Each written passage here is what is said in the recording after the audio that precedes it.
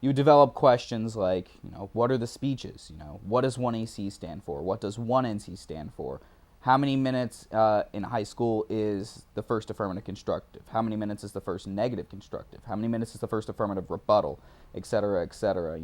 What sides do people normally take in a debate? Like, are they affirmative? Are they negative? What's the resolution? Those kinds of questions. Think about the things that the kids say, things they've asked questions about that you've already answered in questions, kind of things that you've noticed from debates. You can also fill in the material with things that are not exactly debate related, so things that are maybe entertainment or sports related or just educational, so that if maybe they don't have enough debate knowledge, they can still feel like they're being kind of challenged and it's really competitive, and so that way it makes it a little bit easier, more palatable for them. I feel like if you don't have any enthusiasm, then the game's not going to be successful and the kids aren't going to be willing to learn. Students always like the teachers that go out there and ask them questions and be like, well, what's your opinion on this? And they throw out, subtle jokes here and there. They don't like the teacher just stands up and just lectures.